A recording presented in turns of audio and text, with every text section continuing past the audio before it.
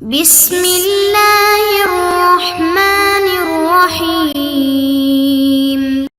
السلام علیکم معزز طلباء کرام، آپ سب کیسے ہیں؟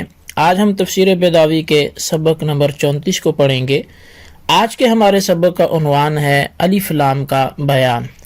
آج کے ہمارے سبق کی عبارت والتعریف فیہ للجنس سے شروع ہوتی ہے۔ آئیے سب سے پہلے آج کے سبق کی عبارت پڑھ کے اس کا ترجمہ کرتے ہیں، اس کے بعد اس کی وضاحت کی طرف بڑھتے ہیں۔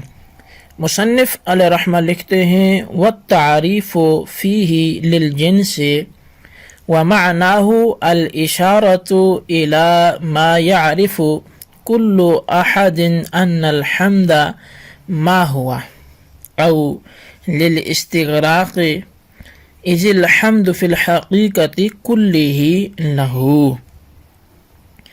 اور لام تعریف اس میں جنسی ہے، اور الف لام سے مقصود اس حقیقت حمد کی طرف اشارہ کرنا ہے جس کو ہر شخص جانتا ہے کہ حمد کی حقیقت یہ ہے۔ اور بعض نے کہا کہ الف لام استغراق کے لیے ہے، اس لیے کہ حقیقت میں تمام افراد حمد وہ اللہ تعالیٰ ہی کے لیے ہیں۔ اذ ما من خیر الا وهو مولیہ بواسط او بغیر واسط، اس لیے کہ تمام بھلائیوں کو عطا کرنے والا بالواسطہ یا بلا واسطہ وہی ہے۔ کما قال تعالی، جیسے کہ اللہ تعالیٰ نے خود ارشاد فرمایا وما بکم من نعمت فمن اللہ، تمہارے پاس جتنی بھی نعمتیں ہیں سب اللہ ہی کی جانب سے ہیں۔ وفیہ اشعار بانہ تعالی حی قادر مرید عالم، اور اس میں اس بات کی طرف اشارہ ہے کہ اللہ تعالی زندہ ہے، قادر ہے اور مرید ہے، یعنی بالارادہ کام کرنے والا ہے، اور عالم ہے۔ اذ الحمد لا يستحقه الا من كان هذا شأنه، اور اس کی وجہ یہ ہے کہ حمد جو ہے اس کا مستحق نہیں ہوتا مگر وہی ذات کی جس کی یہ شان ہو۔ وقرئ الحمد للہ باتباع الدال اللام وبالعکس تنزیلا لہما من حیث انہما یستعملان معا منزلۃ کلمۃ واحدۃ، اور ایک قراءت میں الحمد للہ یہ دال کی کسرہ کے ساتھ بھی پڑھا گیا ہے، دال کو لام جارہ کے تابع کرتے ہوئے، اور اس کے برعکس لام کو دال کے تابع کر کے الحمد للہ یہ لام کے ضمہ کے ساتھ بھی پڑھا گیا ہے۔ ان دونوں کو کلمہ واحدہ کے مرتبے میں اتار لینے کی وجہ سے، کیونکہ یہ دونوں اکٹھے ہی استعمال ہوتے ہیں۔ جی طلبہ کرام، یہ تھی ہمارے آج کے سبق کی عبارت اور اس کا ترجمہ۔ آئیے اب اس کی وضاحت کی طرف ہم بڑھتے ہیں۔ والتعریف فیہ، یہاں سے تیسری بحث الف لام کے بارے میں مصنف کر رہے ہیں۔ بحث سے پہلے یہ سمجھ لیجئے کہ الف لام کی بنیادی طور پر 4 قسمیں ہیں۔ عہد خارجی ہے، عہد ذہنی ہے، جنسی ہے، استغراقی ہے، اور ان چاروں کی وجہ حسر اگر دیکھی جائے تو وہ یہ ہے کہ الف لام کے ذریعے سے اشارہ حقیقت کے حصہ معینہ کی طرف ہوگا یا حقیقت کی طرف۔ اگر حصہ معینہ کی طرف اشارہ کیا جائے تو عہد خارجی ہے، اور اگر حقیقت کی طرف اشارہ کیا جائے تو پھر 3 حال سے خالی نہیں، یا تو حقیقت من حیث ہیہ کی طرف اشارہ ہوگا، یا حقیقت من حیث وجودہا فی ضمن بعض افرادہا یا من حیث وجودہا فی ضمن جمیع افرادہا کی طرف اشارہ ہوگا۔ اول کو جنسی، ثانی کو عہد ذہنی، ثالث کو استغراقی کہتے ہیں۔ یہاں پر الف لام عہد ذہنی اور عہد خارجی نہیں ہو سکتا۔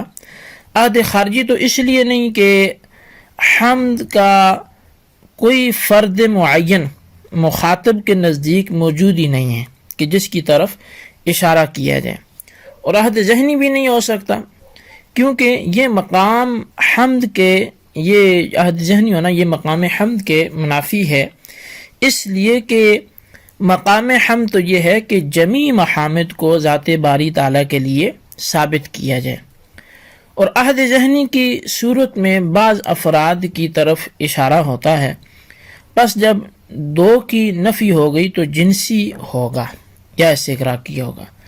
اگر جنسی ہے تو الف لام سے اشارہ اس حقیقت حمد کی طرف ہوگا، اور جنس مراد لینے کی صورت میں استغراق بھی ثابت ہو جائے گا۔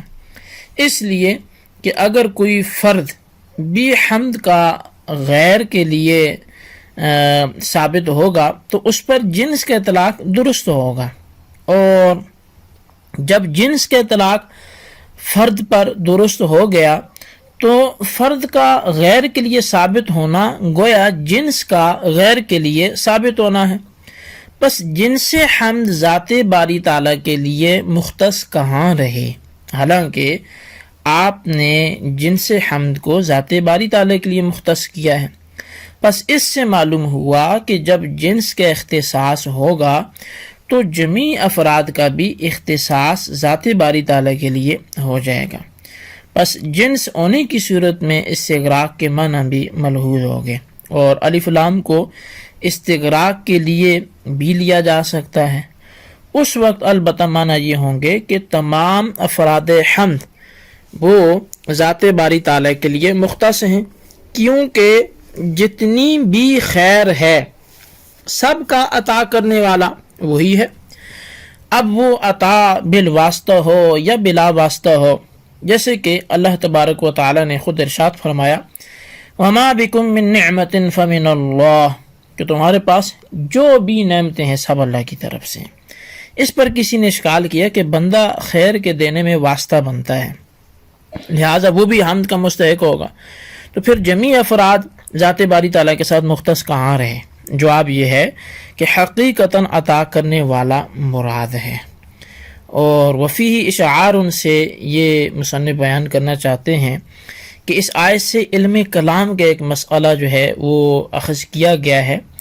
مسئلہ یہ ہے کہ باری تعالیٰ حی ہے، قادر ہے، ارادہ فرمانے والا ہے، عالم ہے، اس لیے کہ استحقاق حمد کو ذاتی باری تعالیٰ کے لیے مخصوص کیا گیا ہے، اور حمد کا مستحق وہی ہو سکتا ہے جس کے اندر یہ چاروں اوصاف پائے جائیں، کیونکہ حمد کہتے ہیں محاسن اختیاریہ پر تعریف کرنا، اور افعال اختیاریہ اسی سے صادر ہو سکتے ہیں جو ان پر قدرت رکھتا ہو، اور اختیار نام ہے بالارادہ کام کرنے کا، تو اس سے اللہ تعالیٰ کا مرید اور قادر ہونا یہ ثابت ہو گیا کہ وہ بالارادہ کام کرتا ہے اور قدرت بھی ہے۔